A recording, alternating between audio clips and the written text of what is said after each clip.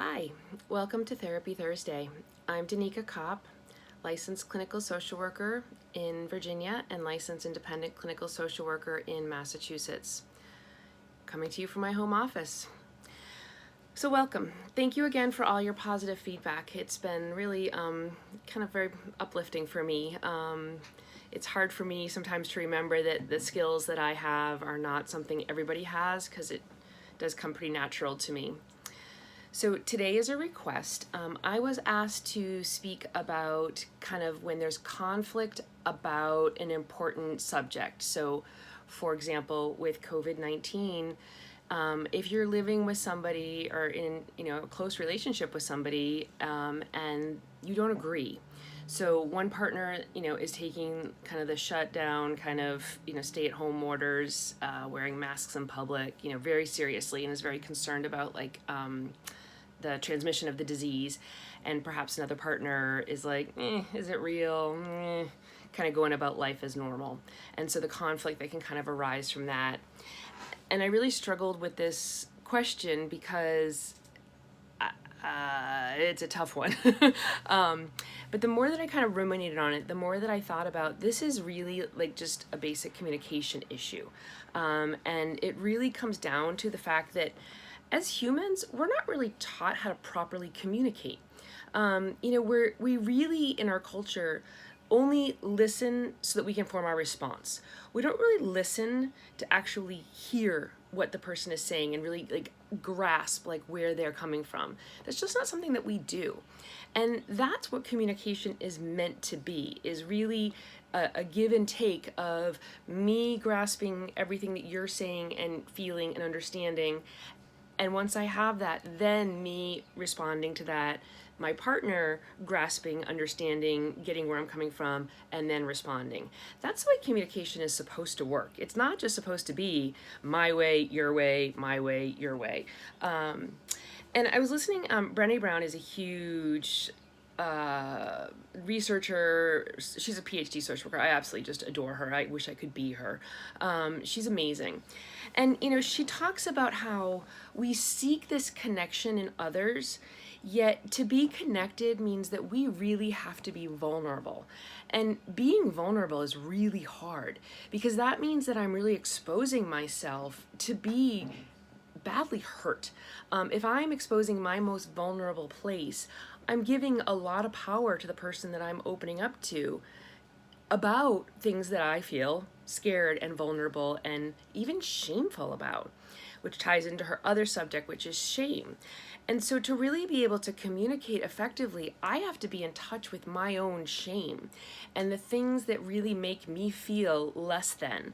And when I can get in touch with those, I am then better able to be my vulnerable self, open up in a way where I can really share and ideally receive my partner and and kind of have this communication. So that's kind of the first piece of this is, that it's hard to communicate and to be vulnerable. And that's kind of like therapy work, that you would do with a therapist or, really do some significant self-help work. That's not something I can fix in a video. But that's part one of this. Part two is when we're in a trusting, loving relationship with somebody, Brené also has an acronym called Braving Trust. And braving stands for a bunch of different words. It's boundaries, reliability, accountability, vault, integrity, non-judgment, and generosity. And she has a whole podcast on her anatomy of trust, the braving acronym. So I highly recommend, doing a search for that. She does a great job explaining it. For me personally, the G in the generosity means that when I'm in a relationship with somebody, I'm going to assume they want the best for me. We don't do this.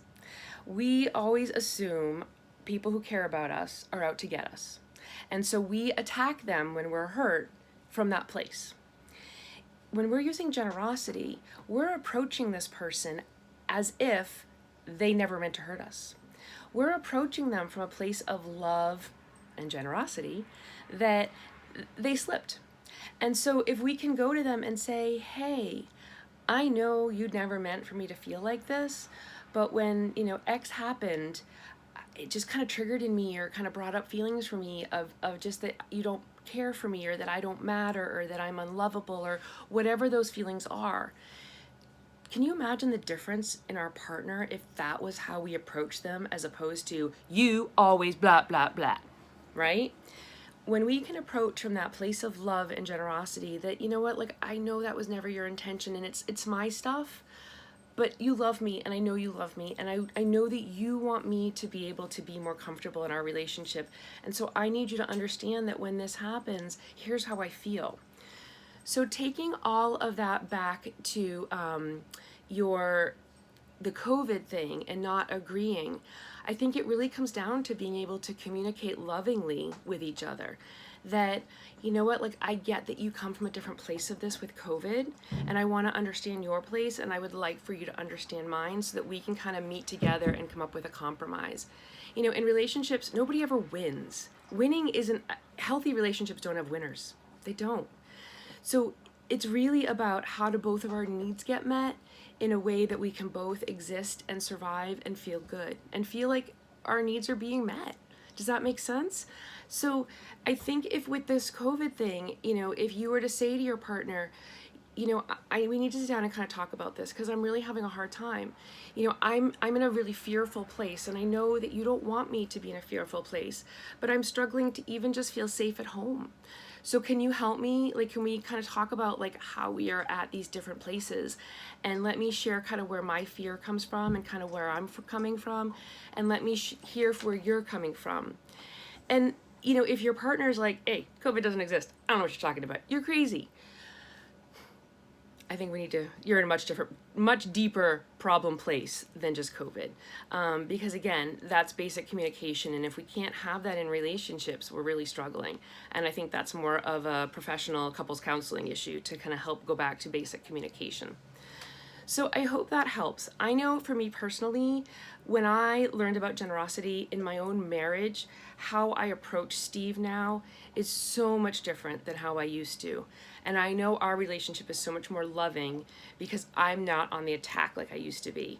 I can go to him and say, I know you love me. I'm secure in that. We've been married for a long time. You're here. We keep showing up for each other. But when, you know, this happened, you know, this is what it felt for me. And I just need you to know.